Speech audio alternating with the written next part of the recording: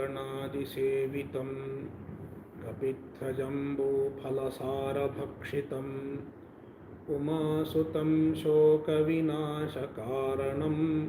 नमामि विघ्नेश्वरपादपङ्कजम्। सरस्वती नमस्तुभ्यं वरदे कामरूपिणि विद्यारम्भं करिष्यामि सिद्धिर्भवतु मे सदा। सदाशिवसमारम्भां शङ्कराचार्यमध्यमाम् अस्मदाचार्यपर्यन्तां वन्दे गुरुपरम्पराम्। श्रुतिस्मृतिपुराणानाम् आलयं करुणालयं नमामि भगवत्पादं शङ्करं लोकशङ्करम्। शङ्करं शङ्कराचार्यं केशवं बादरायणं सूत्रभाष्यकृतौ वन्दे भगवन्तौ पुनः पुनः। ईश्वरो गुरुरात्मेति मूर्तिभेदविभागिने व्योमवद्व्याप्तदेहाय दक्षिणामूर्तये नमः। वसुदेवसुतं देवं कंसचाणूरमर्दनं देवकी परमानन्दं कृष्णं वन्दे जगद्गुरुम्। सच्चिदानन्दरूपाय विश्वोत्पत्त्यादिहेतवे तापत्रयविनाशाय श्रीकृष्णाय वयं नुमः। नारायणं नमस्कृत्य नरं चैव नरोत्तमं देवीं सरस्वतीं व्यासं ततो जयमुदीरयेत्।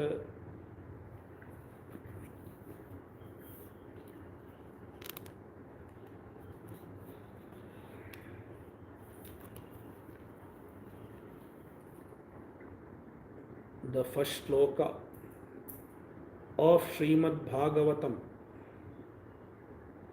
starts with the words Janmadyasya yataha. Janmadyasya yatonvayaditarataschaर्थेष्वभिज्ञस्वराट तेने ब्रह्म हृदय आदिकवये मुह्यन्ति यत्सूरयः।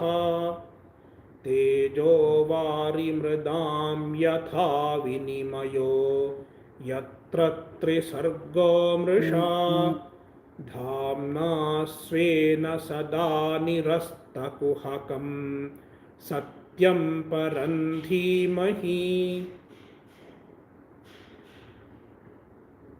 The author of Bhagavatam is Vyasa, and the same Vyasa has composed another work, the Brahma Sutras.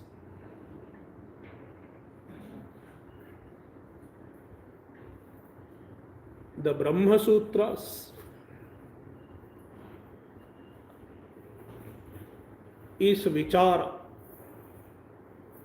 analysis of the Vedanta Shastra.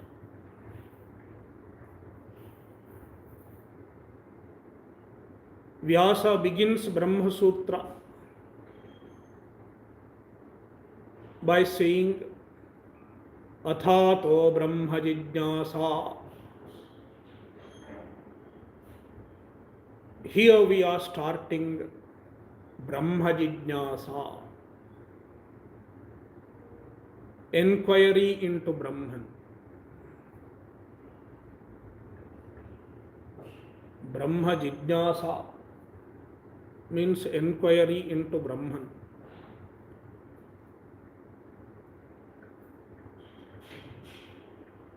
When you hear this, you will get a question in your mind: what is Brahman? In fact, our Shastras have a unique way of development. it is called akanksha. Akanksha means expectancy. I make a statement, then you get a question in your mind. For example, if I say, I will be going tomorrow, then what will you ask?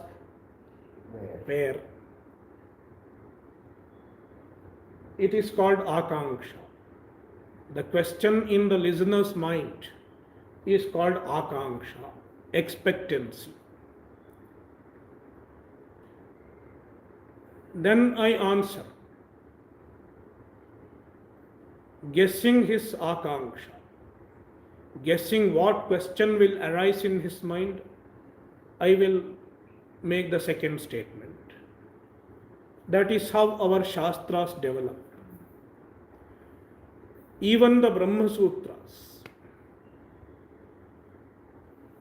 in the first sutra, the sutras are very brief statements, brief and cryptic statements. The first sutra is Athato Brahma Jijnasa. Then there is an akanksha, an expectancy. What is Brahman? Kim Brahma? Then the second sutra of the Brahma Sutras, it defines Brahman. Brahma Lakshanam. Lakshanam means a definition.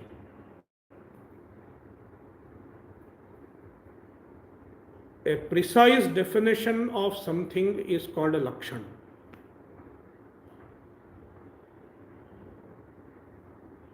In the Shastra, anything begins with the definition.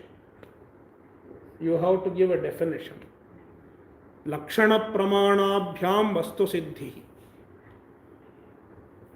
If you have to present something, first of all you have to define it. What is it? After definition, you have to present evidence. Pramana. How can you say there is such a thing? What is the pramana? What is the evidence? With what means you have understood this? First Lakshana and then Pramana. Therefore, Vyasa gives the Lakshana of the Brahman in the second sutra of Brahma Sutras. And the sutra is Janmadyasya yataha. This is the Lakshana. Janmadyasya yataha. It is the second sutra of Brahma Sutras. And you find the same here in Bhagavatam. First line. Janmadyasya yataha. Vyasa seems to have cut, copied and pasted. Not cut, copied and pasted. From Brahma Sutras to Bhagavatam. His own work. Therefore, there is no problem of plagiarism.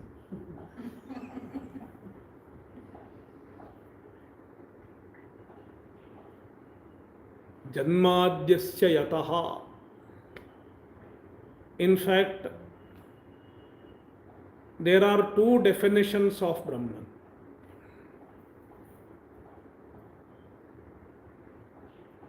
Brahman is the absolute reality. The ultimate reality is Brahman. Yeah. The purpose of all the Shastras is to make us understand Brahman, make us realize Brahman. We call Brahman by many names. You may call him Paramatma, you may call him Ishvara, you may call him Bhagavan, but it is Brahman, the absolute reality.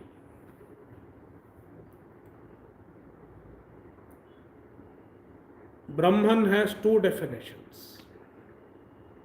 In fact, anything can have two definitions, two types of definitions. One is called Swarupa Lakshana, defining an object by describing its very nature is Swarupa Lakshana. Another is called Tatastha Lakshana.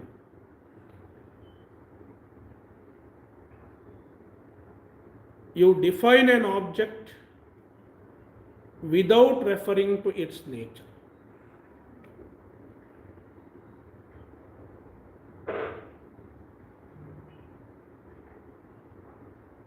It is Tatastha Lakshana. Tata means bank.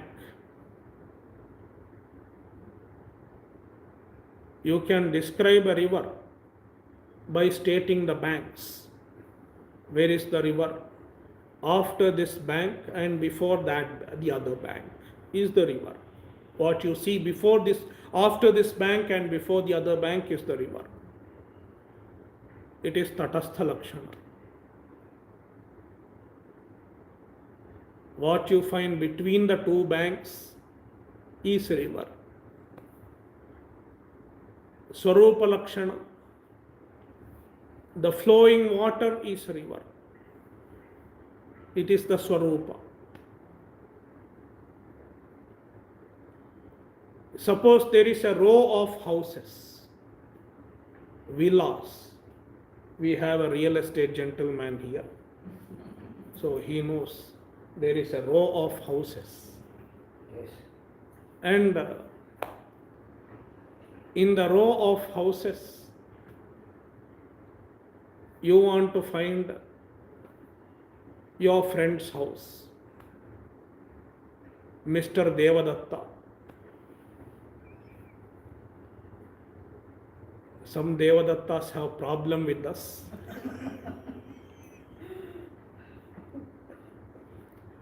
One Mr. Devadatta, you have to find his house.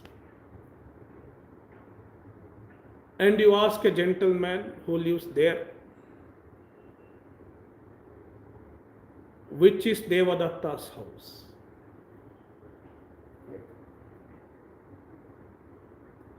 Then this gentleman can describe Devadatta's house in two ways. He has an option. Suppose the houses have different colors, different shapes, then he can describe Devadatta's house. It is the red house, the big house, the two-storied house. It is Devadatta's house. It is Swarupa Lakshana. You are describing Devadatta's house with its nature, its characteristics.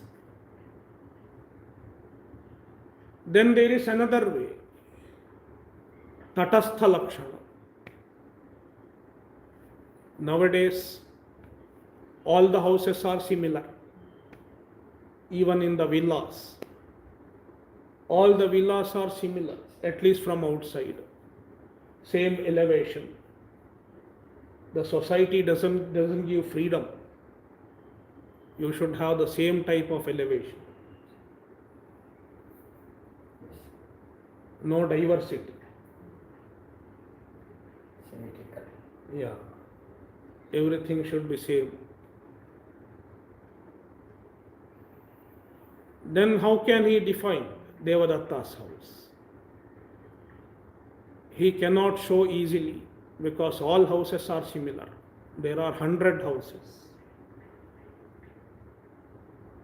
Then luckily at that point of time, A crow sits on Devadatta's house. A crow comes and sits from nowhere. And then he says, Kakavad Devadatta Gruham.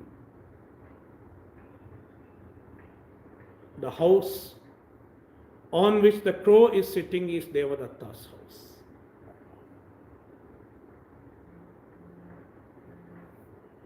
Now this gentleman is not referring to any part of Devadatta's house, not referring to the nature of Devadatta's house.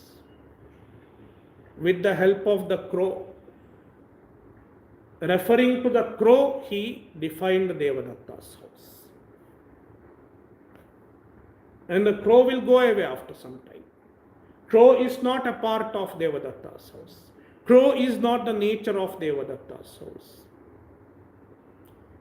It is called Tatastha Lakshana. Likewise, the Brahman,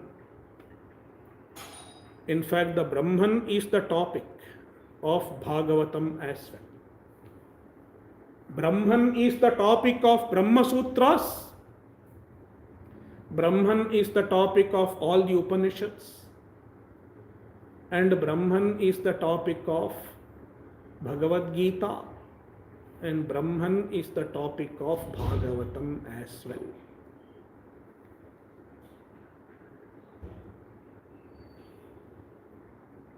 The same Brahman is worshipped, is adored in various forms, including the form of Krishna, the form of Rama, and various other forms that are going to be told, going to be described in Bhagavatam.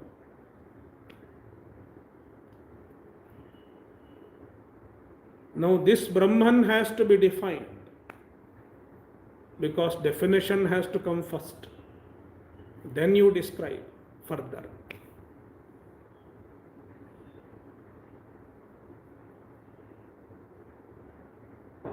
That is why Janmadyasya Yataha.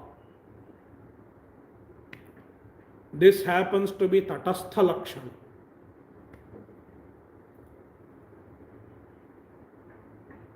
You are introducing Brahman to a person who is familiar with this world, this universe.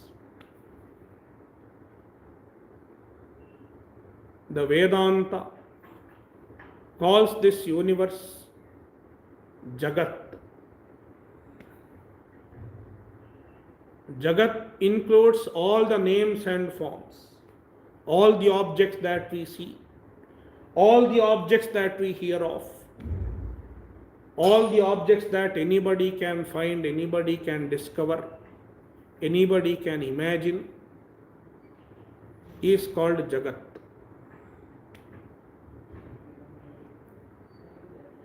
All of us are familiar with the Jagat. We are not familiar with the Brahman.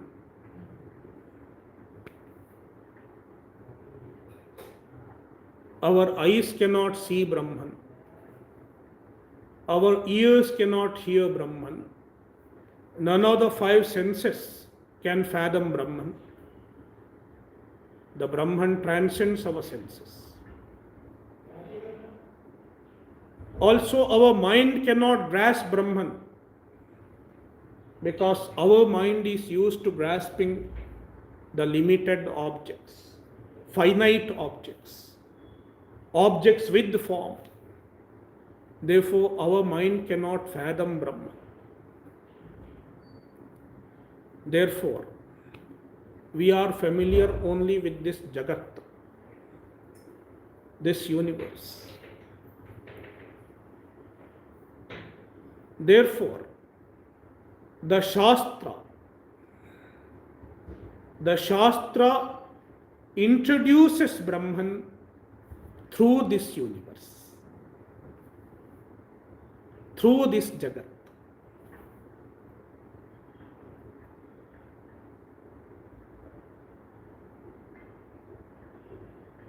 even in this world, in our day-to-day life, if we have to introduce someone unknown to you, how do you introduce? We introduce through somebody who you know.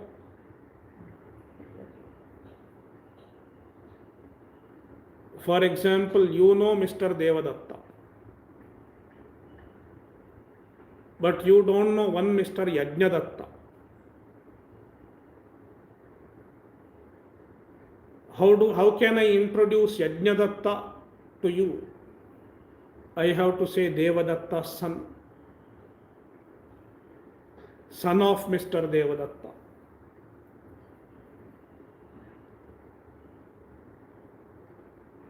An introduction is done through someone who you already know.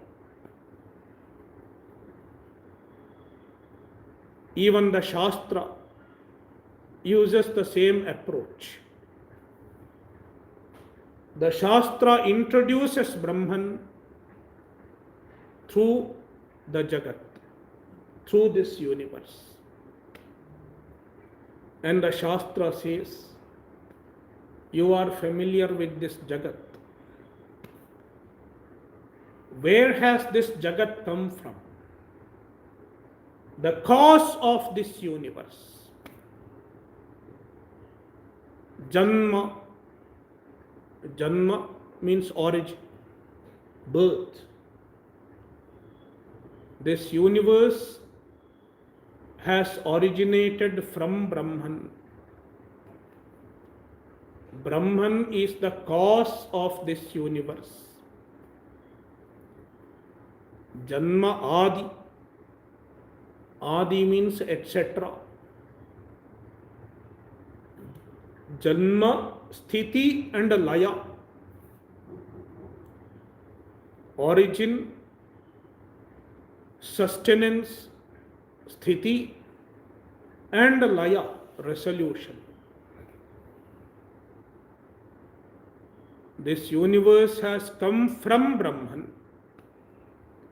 The universe is sustained by Brahman. And the universe resolves into Brahman at the end. Our Shastras talk about a cyclic theory of creation.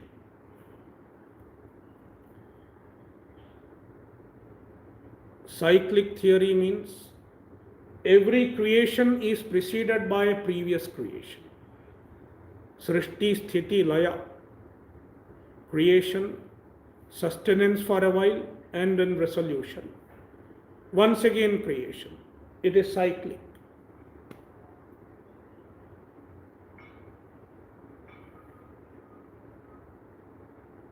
It is Tatastha Lakshana. The Brahman is the cause of Srishti, Sthiti and Pralaya.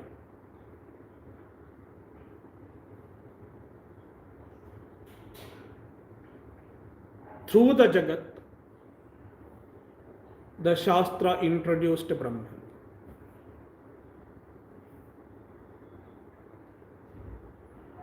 It is like describing an ocean, water in the ocean. You see the waves in the ocean.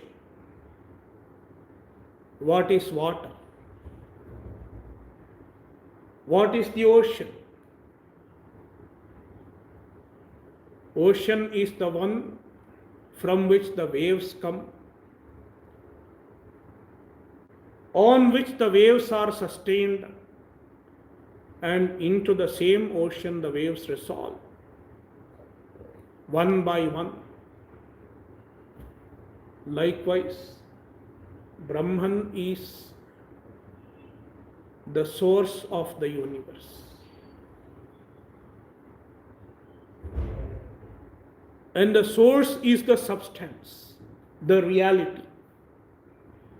Just like the waves.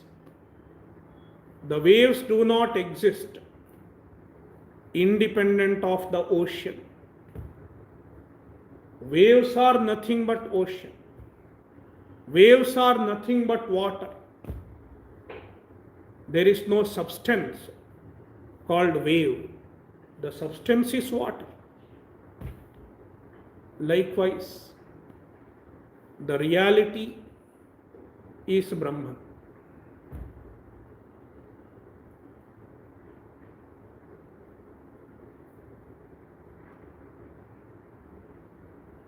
Janmadyasya yataha is tatastha lakshana. And then it is described Anvayaditaratascha artheshu. If you analyze this universe,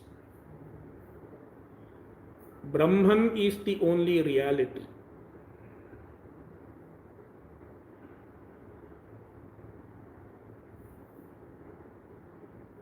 The Upanishads describe Brahman as the Sat. There is an Upanishad called Chandogya Upanishad. Chapter 6 of Chandogya Upanishad. Sadeva somyedamagra asit ekameva dvitiyam.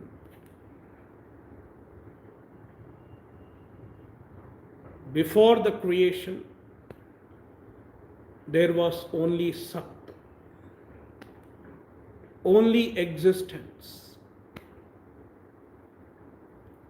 And the existence was one without a second. Ekameva advitiyam.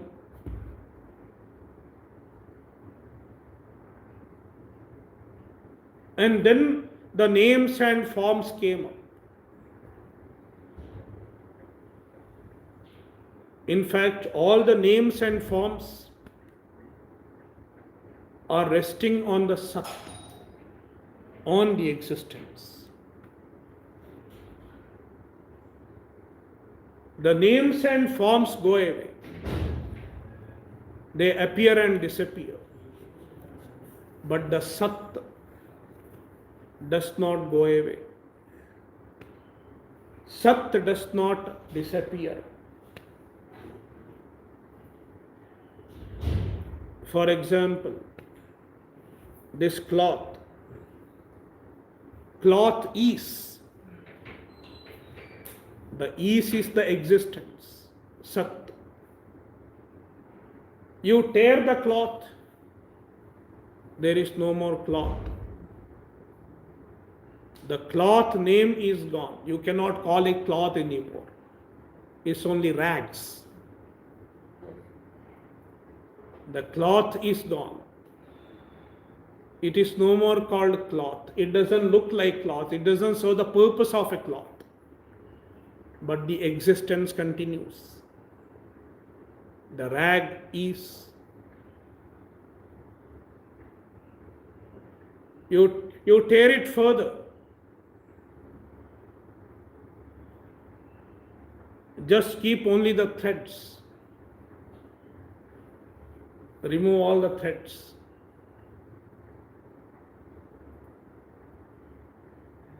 Only threads. Threads is. The existence continues. Then you burn it, reduce it into ashes. Even the threads are gone, but the ashes are ashes. The existence continues. Names and forms keep changing. Therefore, the existence alone is the reality. Anything that changes cannot be considered real. Anvayaditaratascha artheshu. Through Anvaya and Vyatireka. Anvaya means Anuvritti. The Sat continues to exist in every object, In every object, what survives is Sat. Vyatireka, the names and forms go away. Therefore, the reality is Sat, existence. And the existence is Brahman. It is the only Satya. Satyam, at the end, it is Satyam. Later on, Satyam Param Dhimahi. That is how it is ascertained as the Satya, the absolute reality. Satyam refers to the Swarupa Lakshana, the essential nature of Brahman, which is also described in the Upanishad. Satyam Jnanam Anantam Brahma. Satyam Jnanam Anantam Brahma. What is Brahman? Satyam. It is the absolute reality.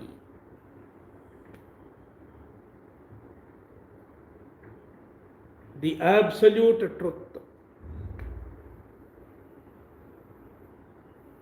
It is Jnanam, consciousness, Chaitanya, and Anantam, it is infinite,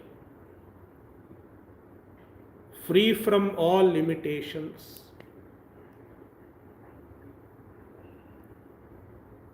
free from limitations in terms of space, free from limitation in terms of time, and free from limitation in terms of a given object also. Free from Desha Paricheda, Kala Paricheda, and Vastu Paricheda.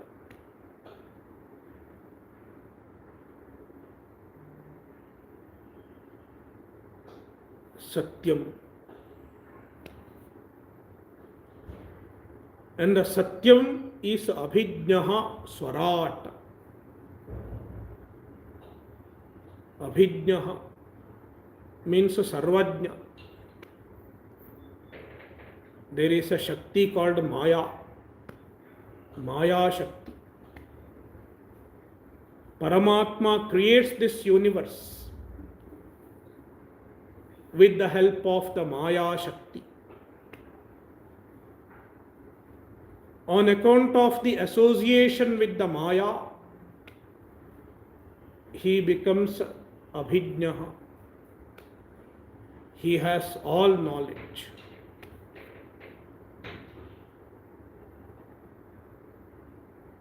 Knowledge of everything. If he has to create everything, he should have the knowledge of everything.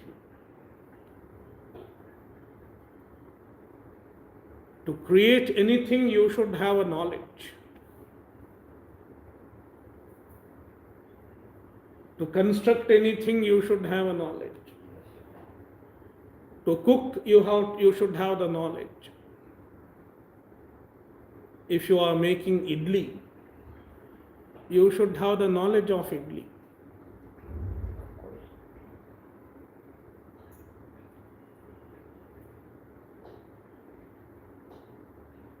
Now Paramatma has to create everything. Therefore, he should have the knowledge of everything. Therefore, Abhijnaha, he knows everything. Swarat. Swarat means Paramatma is absolutely independent. Swayameva rajate iti swarat.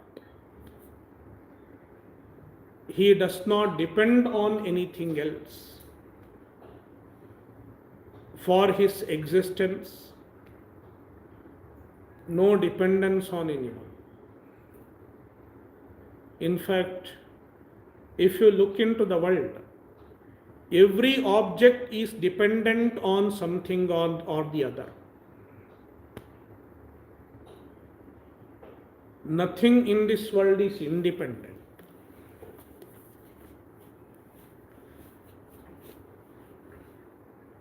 Everything is dependent on something or the other. This is 56th floor. It is dependent on 55th floor. And it is dependent on the next floor.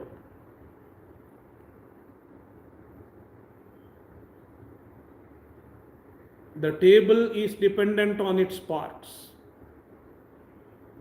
Its parts are dependent on its parts, the atoms, molecules. The atoms are dependent on proton, neutron, and electron, its parts. And so on and so on. Everything is dependent. Everything depends on something or the other.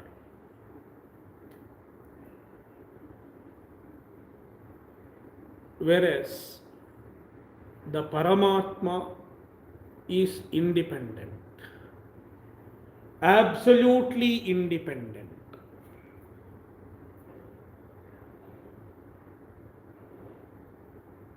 Absolutely independent for his existence. The universe depends on Paramatma for its existence. Whereas Paramatma does not depend on the universe for his existence.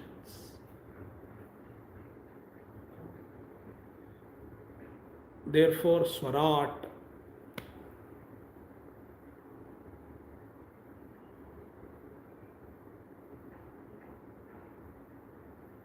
this is one meaning of Swarat. And also, another meaning of Swarat is self-effulgent. Swayam eva rajate prakashate iti Swarat. Self-effulgent. The Upanishads describe Brahman as the lights or light of all lights. Jyotishan Jyotihi. Tachubhram Jyotishan Jyotihi. Tadyadatma Vido Viduhu. Light of all lights. This needs some description. If you have to see this table, you need the sunlight. The sunlight is illumining the table. Now, if you have to see the sunlight, the table is illumined by sunlight. What illumines the sunlight?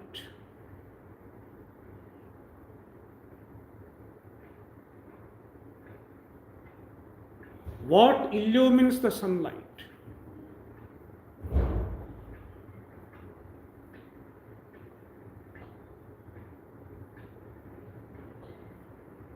Let me put the question in another way. Without something, even the sunlight would not have become known. What is it? Our eyes. Without our eyes, even if there was sunlight, we would not have known the sunlight.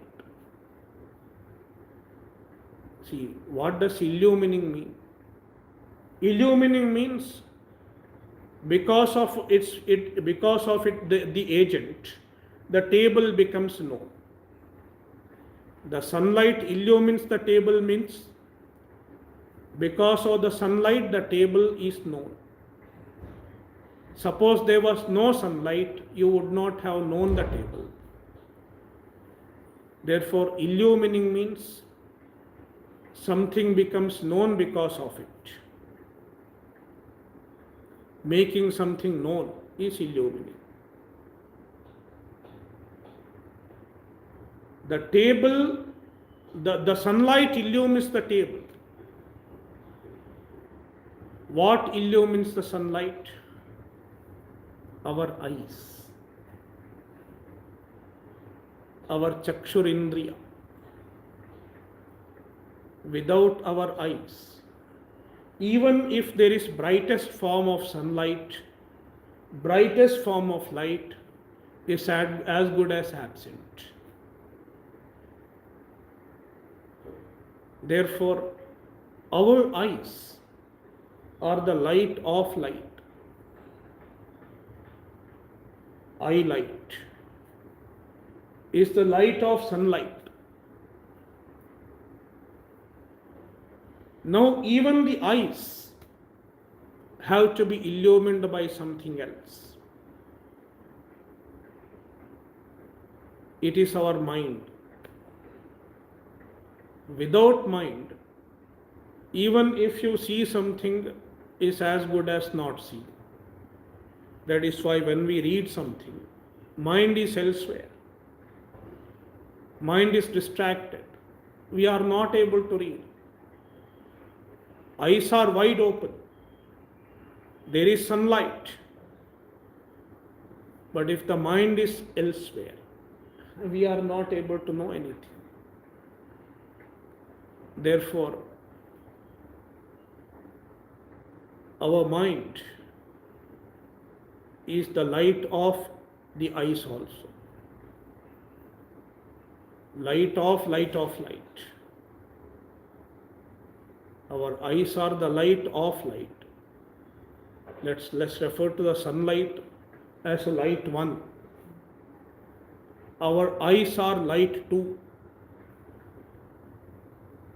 Mind is light 3 because it illumines the eyes also. Illumines the functions of the eyes also. And even the mind is illumined by something else.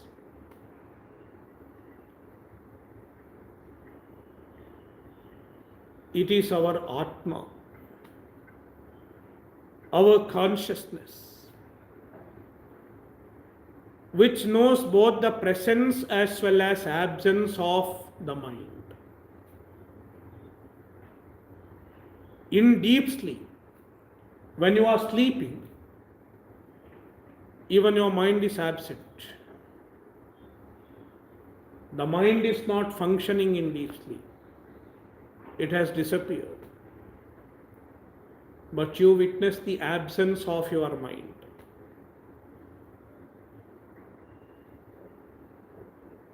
You witness your deep sleep. You witness the absence of your mind in deep sleep. And now when you are awake,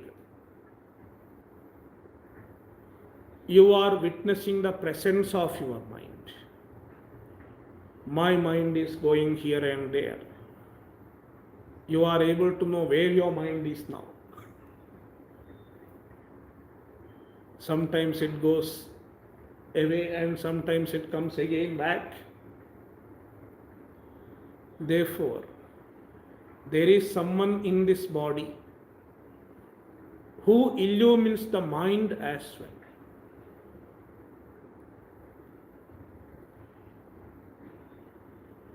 It is called Chaitanya, consciousness. It is the light of all lights. It is called Swarat. It is the Paramatma.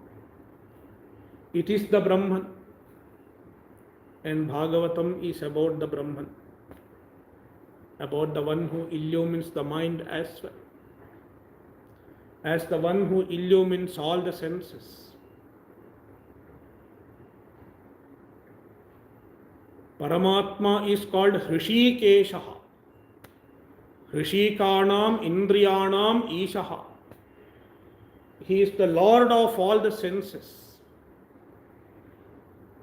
Without Paramatma, senses would not have worked, because he illumines the senses. being present in this body.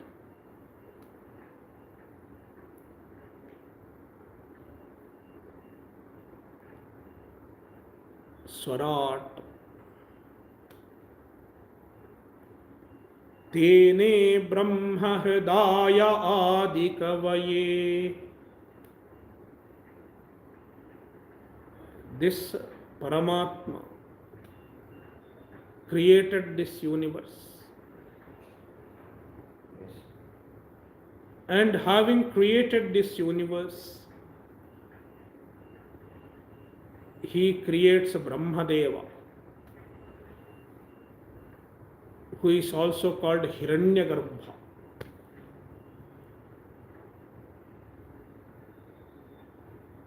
Hiranyagarbha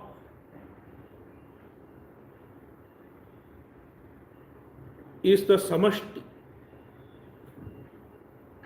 Where is Hiranyagarbha?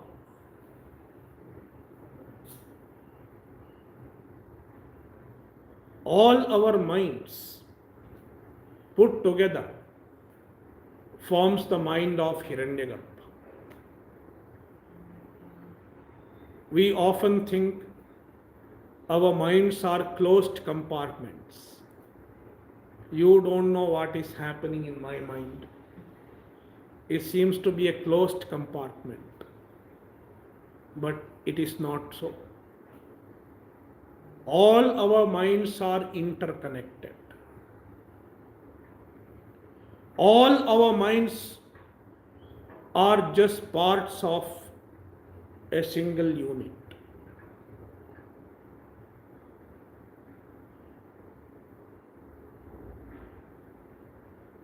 And they together form the Hiranyagarbha, the body of Hiranyagarbha. That is why the Hiranyagarbha knows what is happening in all our minds. And if we get access to the Hiranyagarbha, if we open up ourselves to the Brahman, Brahmadeva, the Hiranyagarbha, we will be able to know what is happening in others' mind also.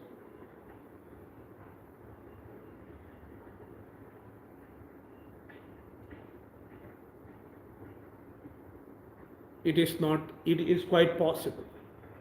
You have to do certain type of sadhana and it is possible. Many people get such siddhi, the ability to look into others' mind, because they have got access to the Hiranyagarbha.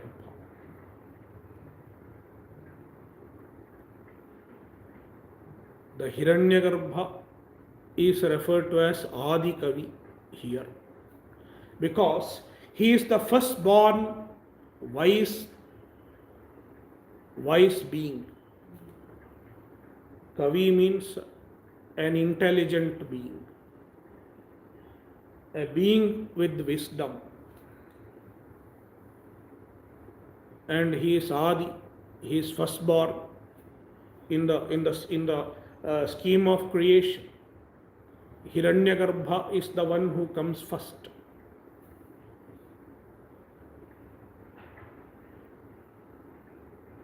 The Ishvara, the Paramatma, gave the Vedas to the Hiranyagarbha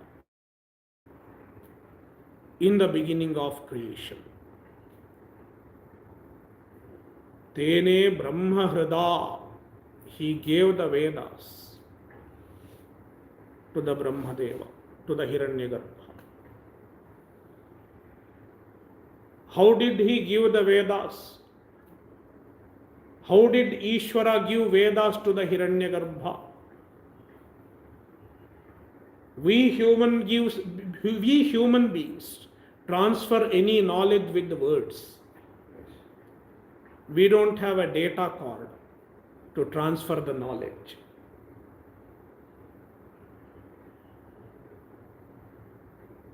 Any transfer of knowledge happens through words. That is why, even to understand the truth, we need to listen to the words, words of the Guru, words of the Shastra. But the Ishvara gave all the knowledge to Hiranyagarbha, Hrida, by a mere wish, with the Sankalpa. All the knowledge was transferred. Muhyanti yat surayaha. Even the wise men are confused about the Paramatma. The wisest of the human beings find it very difficult to fathom the glory of Paramatma.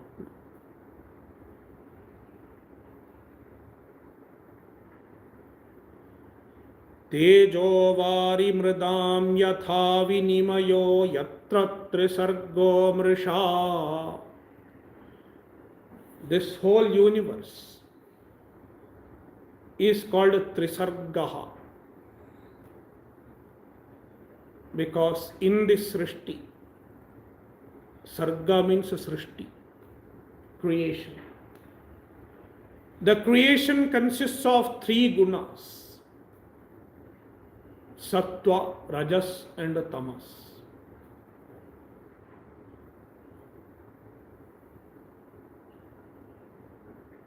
Therefore it is called Trisarga. The creation made of three: Sattva, Rajas and Tamas. The Vedanta Shastra reveals that this entire universe, which is made of three elements, three gunas, Sattva, Rajas and Tamas, it is Mrisha. Mrisha means Mithya. Mithya means it is not absolute reality.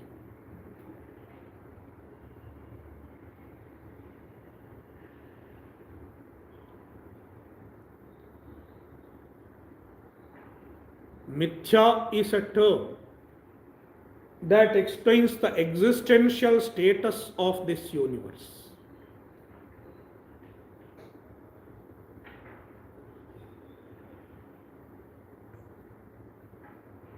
To understand this better, we have words that explain the marital status of an individual. What is somebody's marital status? Married, unmarried, and so many other things are there. Likewise, whether a given object exists or not, even as far as the marital status is concerned, you cannot just categorize people into two: married, unmarried. There are many other options in between. Likewise, whether a given object exists or not, what is the status of existence of a given object? Often we think of only two categories. It exists, it is, or it does not exist, is absent. But then there is an in-between. You cannot say it exists, and you cannot say it does not exist also.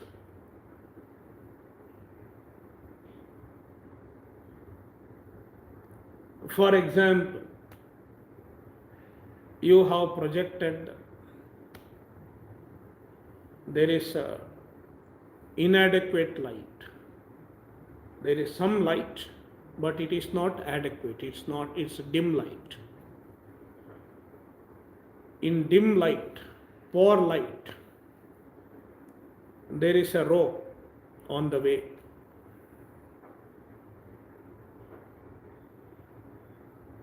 And the rope appears as a snake.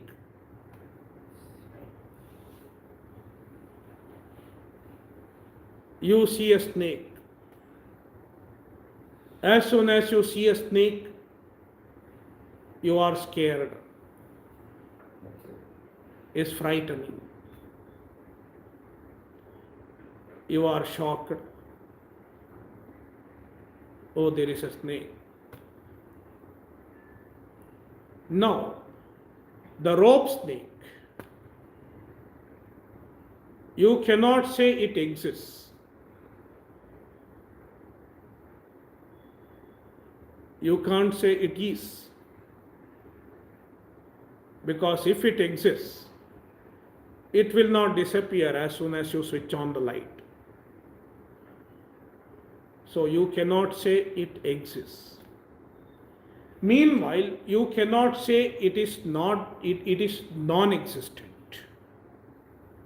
You cannot say it does not exist at all. Because if it does not exist, how can you get scared? How can it cause fear? Therefore, the rope snake is neither sat, neither existent nor non-existent. It is in between.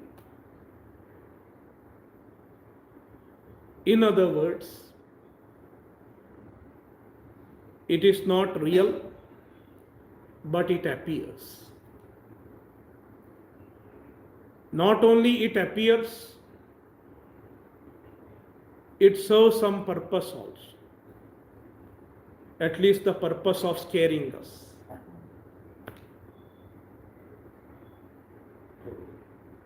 Such an object is called mithya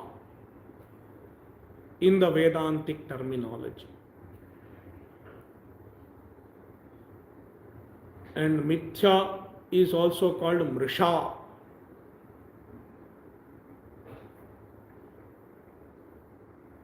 We can translate it as unreal. And the Vedanta Shastra explains to us, makes us understand that the universe is unreal. The universe is mithya. Jagan mithya. Trisargaha mrisha. Trisarga is the Jagat.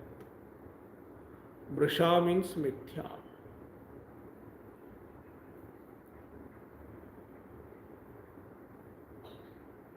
And to explain this, Vyasa himself gives examples. Tejo vari mridam yatha vinimayaha. Tejasi vari.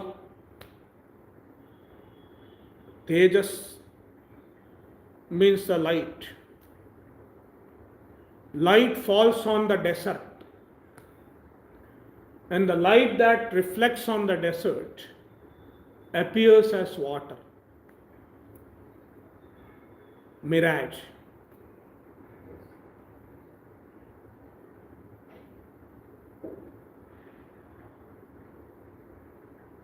The mirage water is unreal. In the same manner, this universe, the universe is also projected on the Brahman.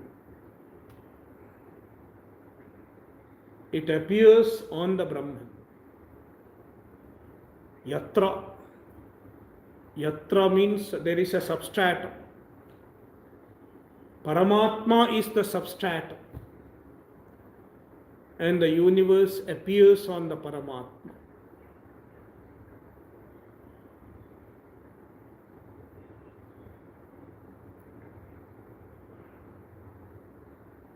Tejo Vari, Tejasi Vari, and Vari Mridam. Yesterday I was walking, last evening. After the evening session, I went for a walk. And she took me near the swimming pool.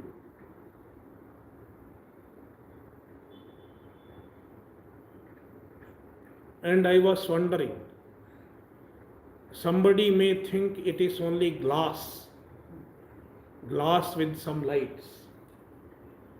In fact, in Mahabharata there is an episode.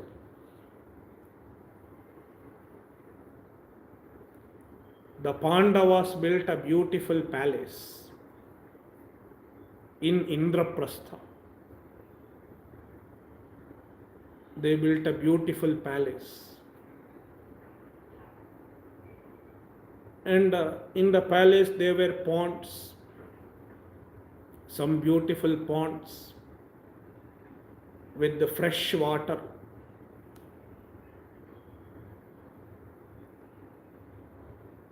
And near the pond there was some region where they had put some glass which looks like water. Now the pond looks like a place where there is a glass with some lighting, etc. And then there is a glass with some lighting which looks like pond. But both look more or less same. One is a pond with water, this much deep water, and another is a glass flooring which looks like water.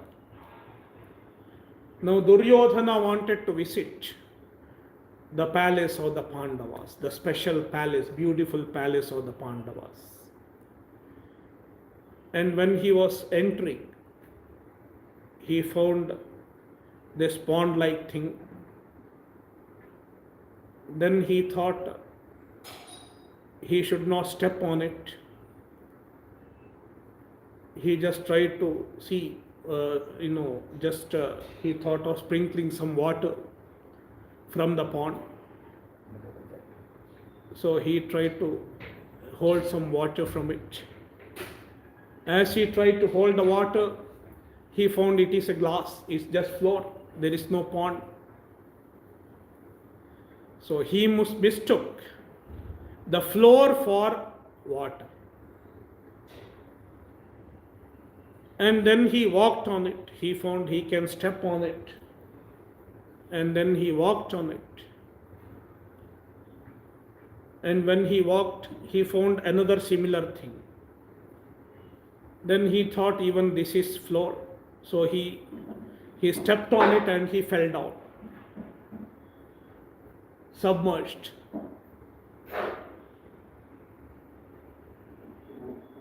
And when he fell down, got wet, got drenched everywhere. Then some women were there, including Draupadi. They laughed at him. In fact, that is one of the triggering points in Mahabharata. So that is the story. And in this story, there is a confusion. The earth, the floor is mistaken for water, and the water is mistaken for floor. Vari mridam vinimayaha.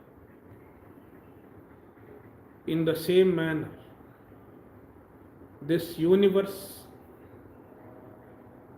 which is mithya, the mithya universe appears as Satya. The unreal appears as the real.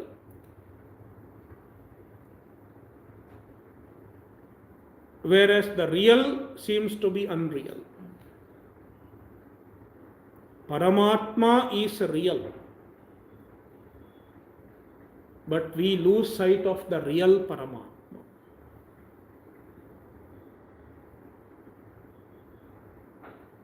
People are not even aware of the presence of Paramatma.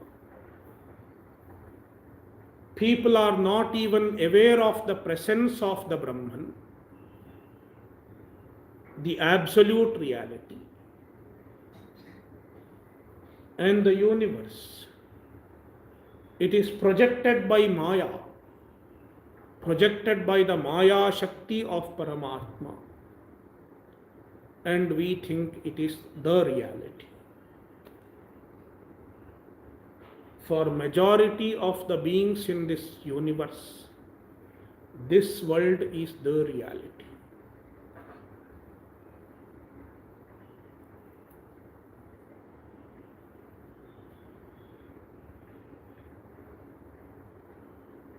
Instead of Trisargo Mrisha, there is another explanation where they split Trisargaha Amrisha. Yatra Trisargaha Amrisha. Because of the Paramatma, the universe appears to be Amrisha, appears to be not unreal, means real. Because of the Paramatma, the universe appears to be real.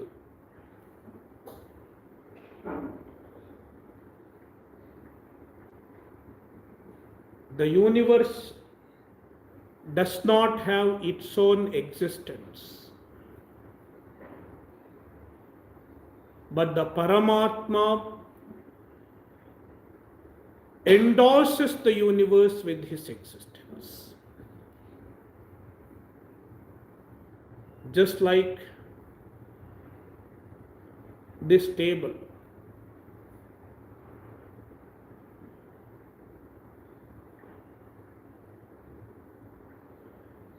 Let us take this pot, let's say this cup, or let us take the ornament that you wear, the golden ornaments. What is the existence of the ornaments? The ornament, the bangle, chain,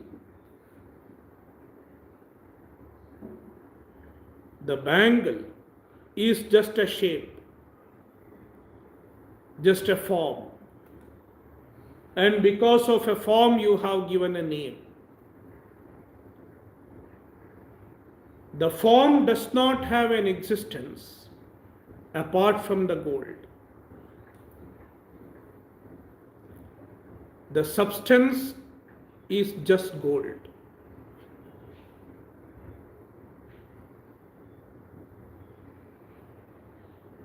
There is no substance called bangle.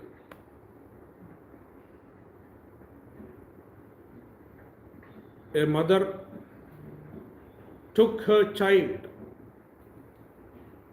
3-year-old, 4-year-old child, to a jewelry shop. And while taking the child to the shop, she said, I am going to show you gold. Let's see gold. The child was curious. Mother will show me gold. Today I will see gold. Both mother and child went to the shop. And the shopkeeper, he showed various things. Bangle, chain, necklace, rings, so many various types of ornaments, special ornaments, new forms of ornaments, everything was shown. And after seeing all the ornaments, the child asked mother, Mom, where is gold? You told me that you are going to show me gold. Where is gold? Then the mother said, All this is gold. The child could not understand. This is bangle, this is chain, this is necklace. Where is gold? Then the mother made the child understand. Bangle, necklace, chain, they are just forms and certain names given to the forms. There is only one substance, gold. Bangle is gold, chain is gold, necklace is gold. Likewise, even this universe. The universe is just names and forms.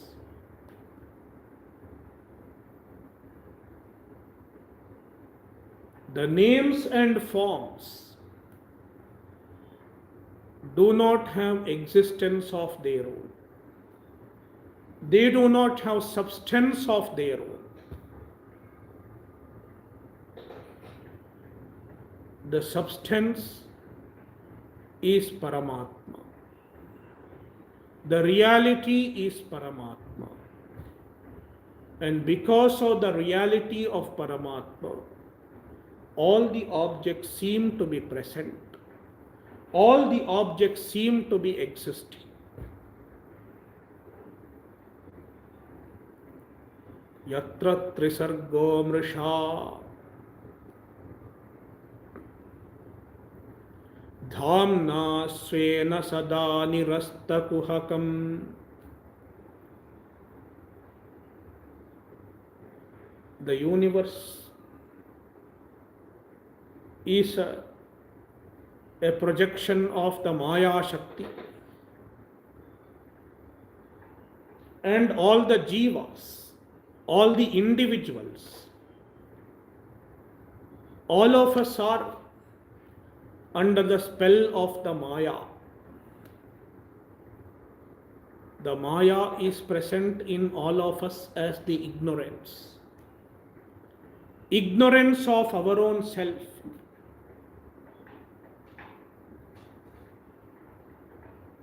The Vedanta Shastra makes us understand you are the Brahman.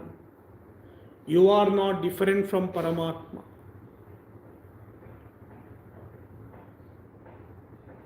But we do not understand easily. It is because of the Maya. The Maya has hidden our true nature, veiled our true nature. We don't know what we are. And it has made us identify as something other than our true nature. We have a distorted, fake, false identity of all of ourselves. I am a body. We identify with the body. We identify with the mind. We identify with the limited being, the limited individual. It is because of Maya. And the Maya makes us look at the external world as the reality. The world is real and the world is promising, and we start searching happiness in the world. Unfortunately, the world can never give us happiness.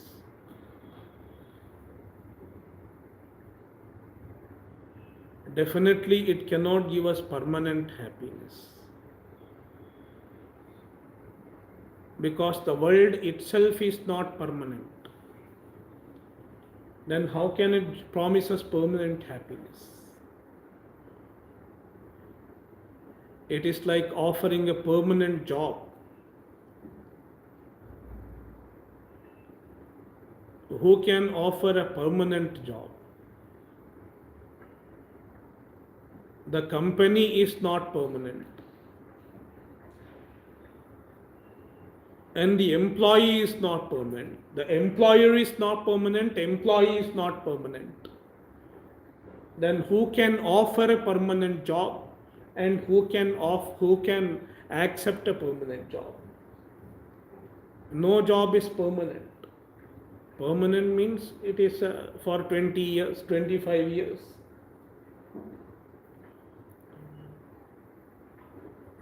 Likewise, no object in the universe can promise permanent happiness.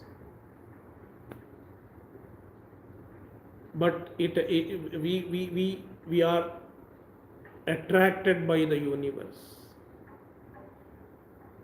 The objects can give us permanent happiness. It is also because of Maya.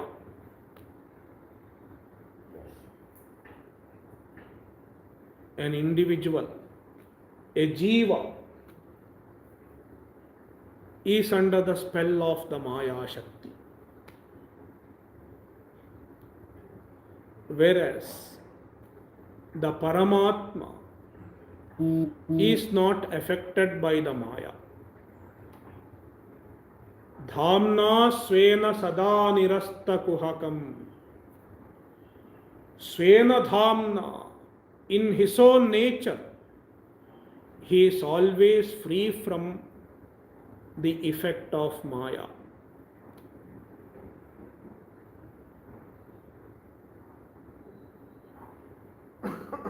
Free from the spell of Maya. The jivas are called Maya Adhina. Maya Adhina. Adhina means under the clutches of Maya. Whereas Paramatma is Mayadhisha. He is the Lord of Maya.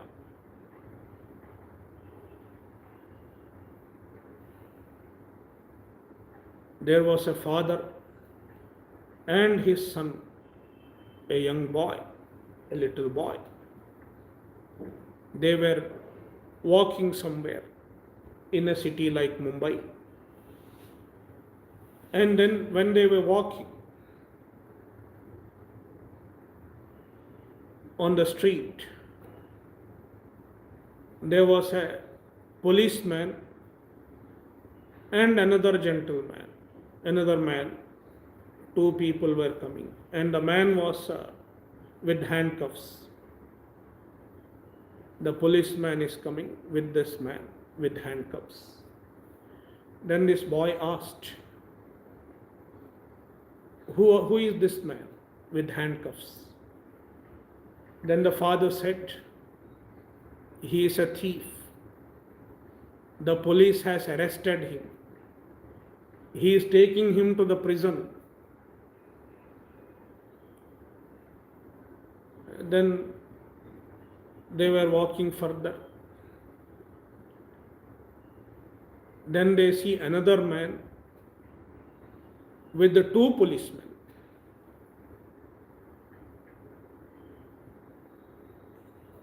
He was flanked by two policemen. Two policemen were walking with him.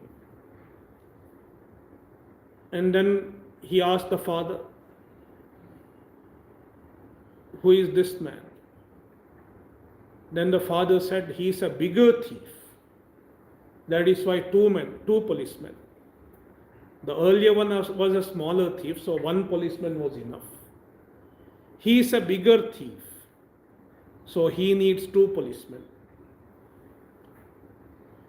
Then they walked further. Then the chief minister was coming. The chief minister was coming with many policemen around.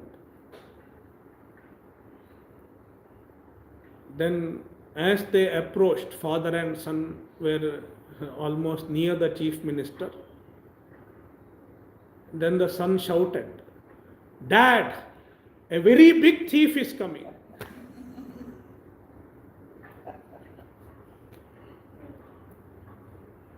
So,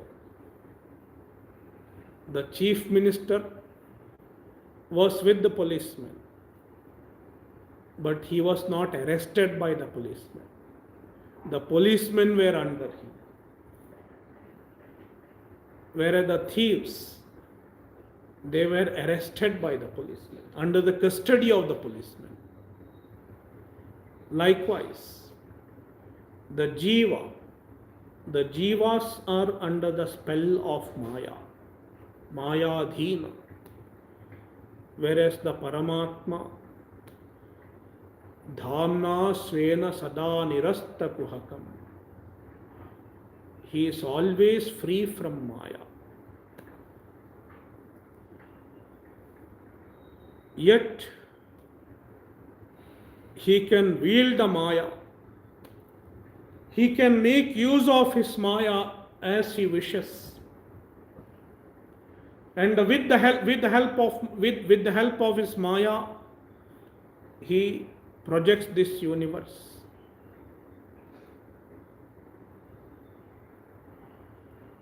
And with the help of the same Maya, he takes many forms. The Paramatma is essentially free from all forms, free from all gunas, free from all attributes. Yet, with the help of his Maya, he takes many forms, takes many attributes.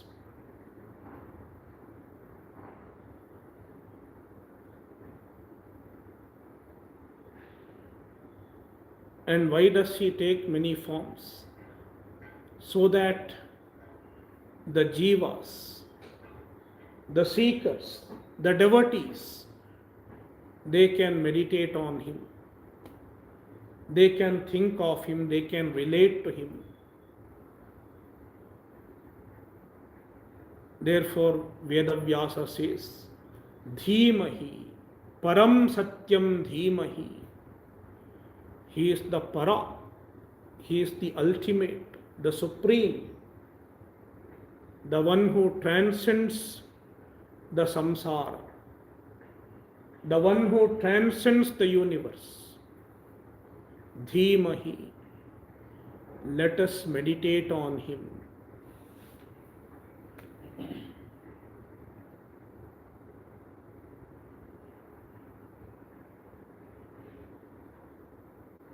And Bhagavatam is about the Paramatma. It reveals the nature of the Paramatma, which is Nirguna, free from forms, transcending all forms, transcending all limitations. And also the same Bhagavatam describes various forms of the same Paramatma, which he takes with the help of his Maya.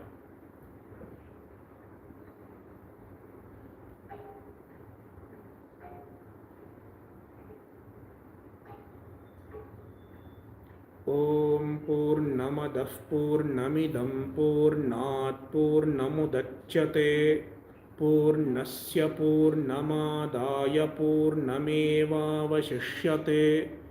Om Shanti Shanti Shanti. Harihi Om Shri Gurubhyo Namaha. Harihi Om.